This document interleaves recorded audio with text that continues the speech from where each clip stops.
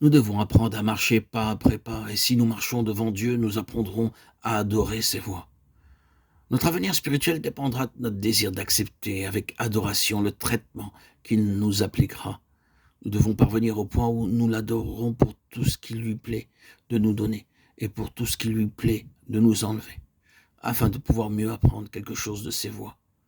Considérons la vie de quelques saints de l'Ancien Testament, véritables adorateurs. Ils ont appris à adorer Dieu et ses voies.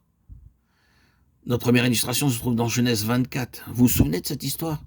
Abraham dit à Eliezer, le serviteur à qui il avait confié l'administration de toute sa maison, « Va dans mon pays et dans ma patrie prendre une femme pour mon fils Isaac. » C'était une mission importante. Abraham vivait alors en Canaan, et pour atteindre la Mésopotamie, il fallait traverser 2 fleuves et une bonne partie du désert.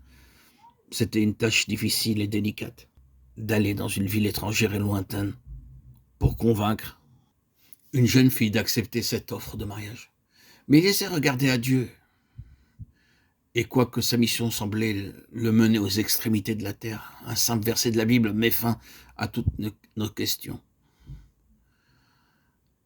Il se leva et alla en Mésopotamie, à la ville de Nahor. Cela paraît être tellement simple. Parvenu au but de son voyage, il fit cette prière. Et il dit, « Éternel Dieu de mon Seigneur Abraham, fais-moi, je te prie, rencontrer aujourd'hui ce que je désire, et use de bonté envers mon Seigneur Abraham.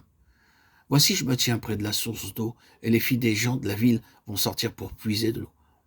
Que la jeune fille à laquelle je dirai, penche ta cruche, je te prie, pour que je boive, et qui répondra, bois, et je donnerai aussi à boire à tes chameaux, soit celle que tu as destinée à ton serviteur Isaac.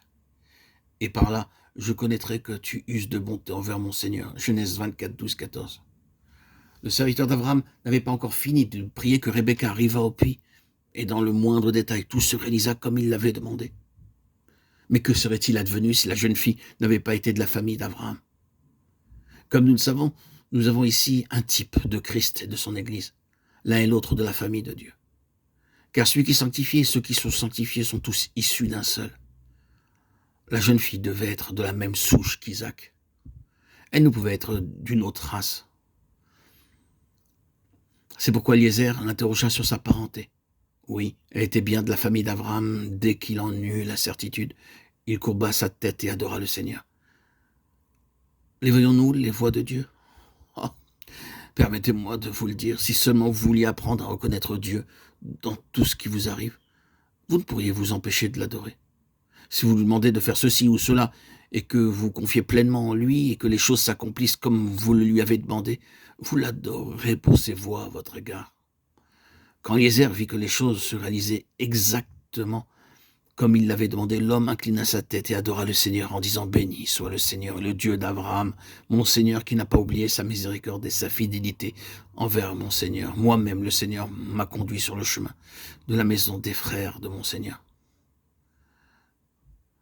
Frères et sœurs bien-aimés en Christ, voyez-vous ce que cela signifie d'adorer Dieu?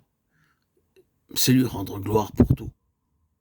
Quand vous êtes confronté à des difficultés pour lesquelles vous avez cherché sa face et que vous avez victorieusement surmonté, vous réjouissez-vous seulement du succès obtenu? Il n'en fut pas ainsi pour le serviteur d'Abraham. Il a aussitôt adoré le Seigneur. Il aurait pu d'abord parler à Rebecca. Il ne se sentit pas emprunté. Il ne s'est pas mis à considérer la situation aussitôt. Il inclina sa tête et ses lèvres prononcèrent ces mots, « Béni soit le Seigneur. » Ai-je été suffisamment clair? Je désire tellement que vous puissiez voir la relation qui existe entre la gloire et l'adoration. Apporter la gloire au Seigneur, c'est l'adorer, et c'est en fléchissant nos cœurs devant lui que nous l'adorons vraiment. Celui qui a un cœur orgueilleux ne peut l'adorer, car il ne s'incline pas devant lui.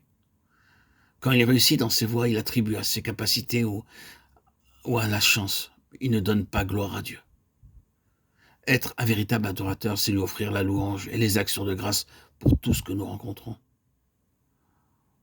C'est de cette manière que le serviteur d'Abraham a agi. Lorsqu'il entra dans la maison de Rebecca pour faire part de sa mission et qu'il trouva Laban et Bethuel disposés à laisser aller Rebecca, immédiatement il ne s'attarda pas sur sa réussite. De nouveau, sa réaction instantanée fut d'adorer les voies de Dieu. Il s'inclina lui-même en terre devant le Seigneur. Frères et sœurs en Christ, bien-aimés, chers amis, nous devons apprendre à reconnaître les voies de Dieu. Je ne saurais placer cette vérité devant vous avec trop d'insistance, mais je voudrais le dire et le redire encore. Nous, chrétiens, nous avons besoin de connaître la volonté de Dieu, mais nous devons aussi connaître ses voies. Nous devons reconnaître ses œuvres, mais nous avons aussi besoin de reconnaître la manière dont il les accomplit. Nous devons apprendre à l'adorer pour ce qu'il est en lui-même, mais nous devons aussi apprendre à accepter avec un élan d'adoration sa manière de faire les choses. C'était là une caractéristique remarquable dans la vie du serviteur d'Abraham.